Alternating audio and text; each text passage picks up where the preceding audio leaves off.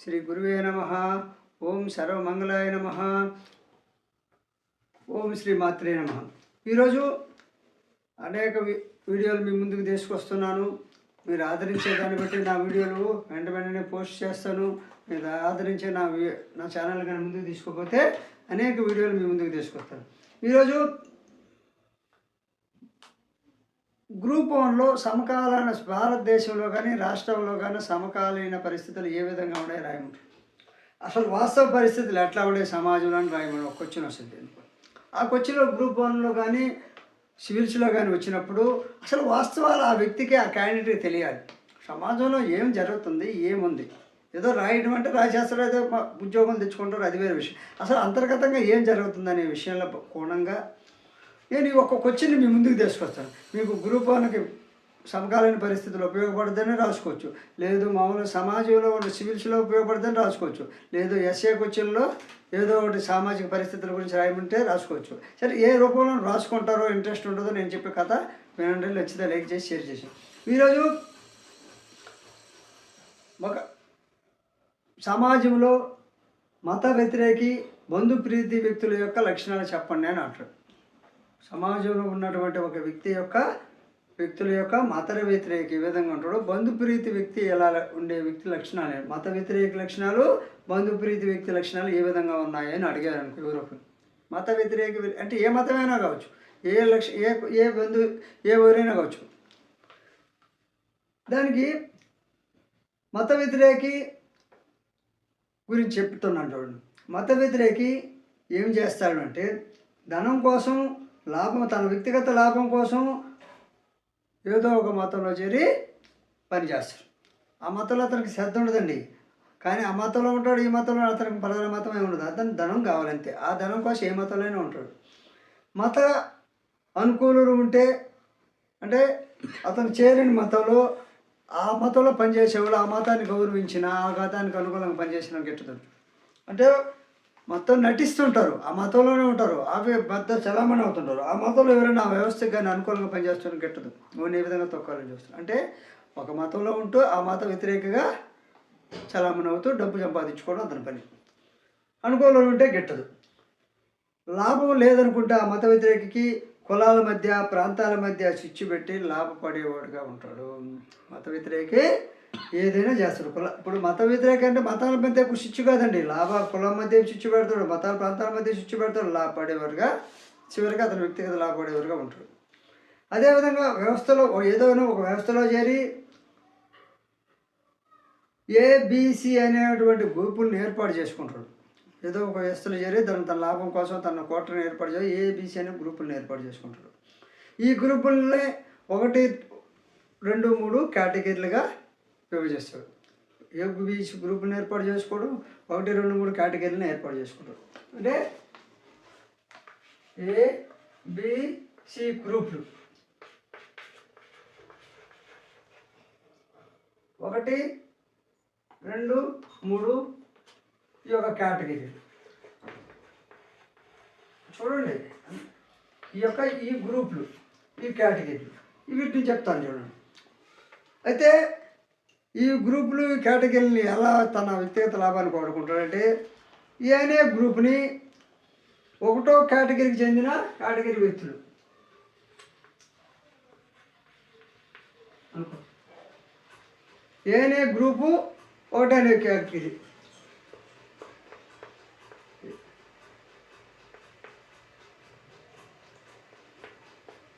చూడండి.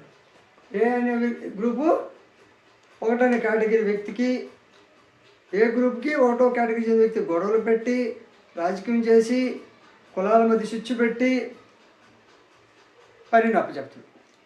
ఏ గ్రూప్ నడిపే వ్యక్తికి 1వ కేటగిరీకి చెందిన వ్యక్తి అంటే ఏ గ్రూప్లో ఉన్నటువంటి ఏ గ్రూప్లో 1వ కేటగిరీకి చెందిన వ్యక్తికి ఏమేమి అప్పగిస్తాడు? గొడవలు పెట్టడం, రాజకీయాలు చేయడం, కులాల మధ్య చిచ్చు పెట్టడం అనేటువంటిది నేర్పిస్తాడు. తర్వాత B1, ఈ బి గ్రూప్లో ఉన్న తయారు చేసిన గ్రూప్లో వ్యక్తికి మళ్ళీ ఈ 1వ గ్రూప్కి అంటే 1వ వ్యక్తే, ఈ 1వ వ్యక్తికి మధ్య అంటే 1వ వ్యక్తిని ఏ విధంగా ప్రాంతాల మధ్య స్విచ్ పెట్టడం అతని పని.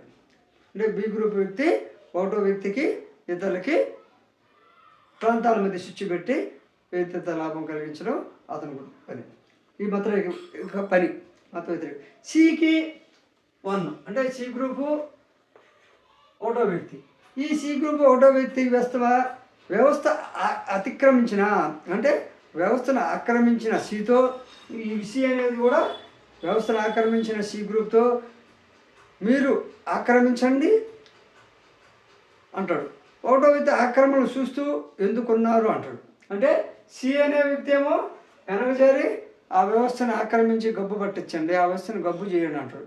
ఈ ఒకటో వ్యక్తితో ఏమో ఈ గ్రూప్లో చేరిన ఒకటో వ్యక్తి ద్వారానేమో మీరు ఎందుకు ఆక్రమించారు, ఇలా చేయడం మంచిది కాదు అని చెప్పించి నీతులు చెప్పేస్తారు. ఆక్రమణలు చూస్తూ ఎందుకున్నారని చెప్పి ఈయన ప్రశ్నిస్తుంటాడు.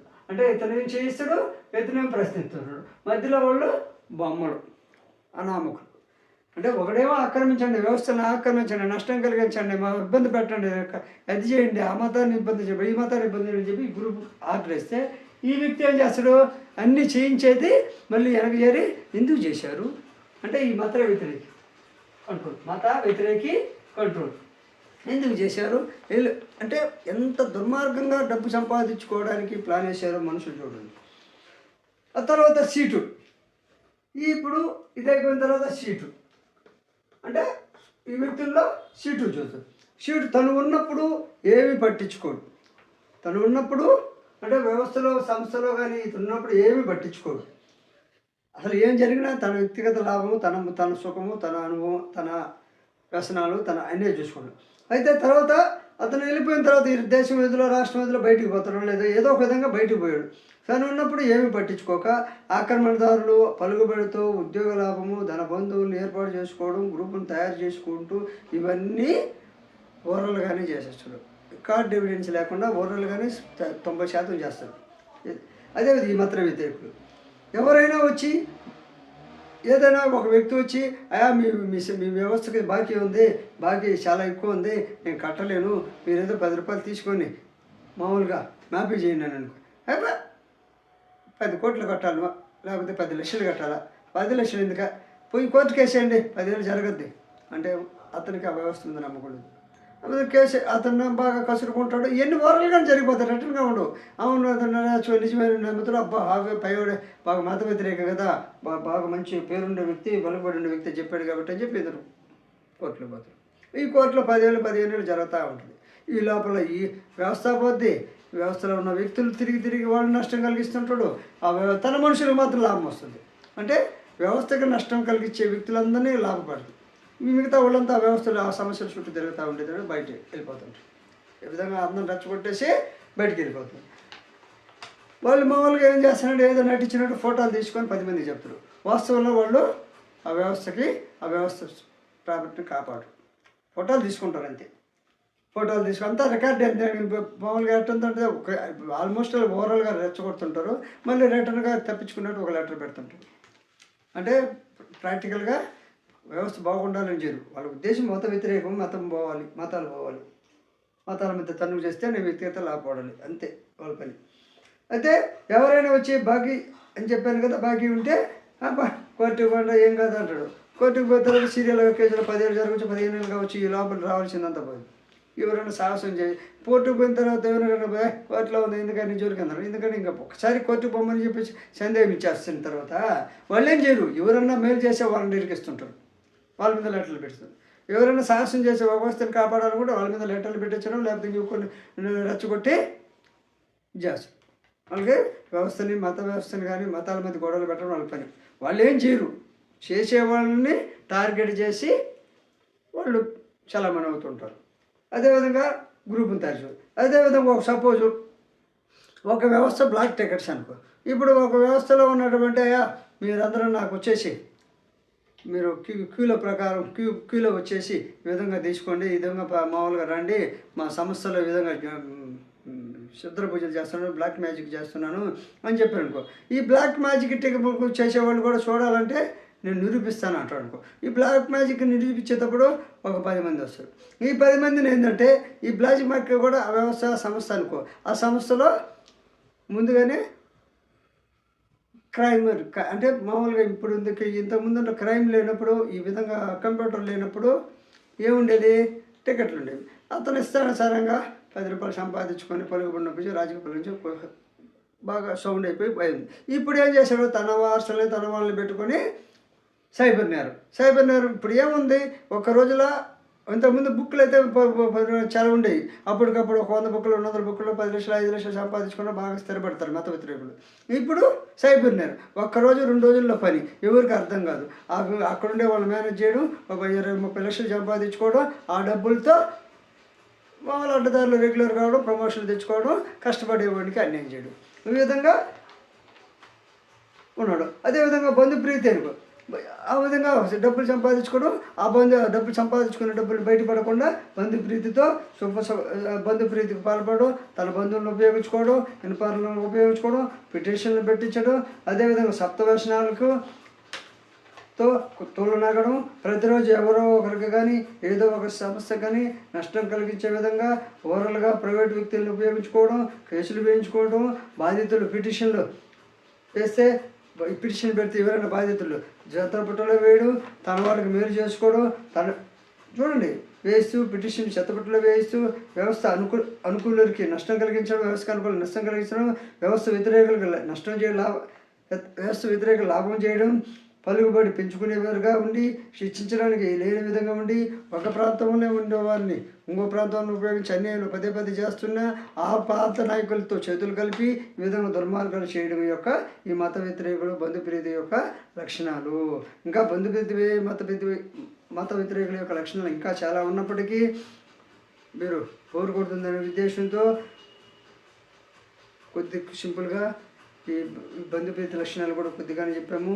ఆ విధంగా వాళ్ళు చేయాల్సిన మోసాలన్నీ ఎవరికి తెలియకుండా ఈ బంధుప్రీతి వాళ్ళు ఈ మత వ్యతిరేకులు వల్ల ఏ మతానికి లాభం ఉండదు, ఏ వ్యవస్థకి లాభం ఉండదు, ఏ సంస్థకి లాభం ఉండదు. కానీ వ్యవస్థకి లాభం చేసినట్టు కానీ సంస్థకి లాభం చేసినట్టు కానీ నటిస్తూ ఉంటారు.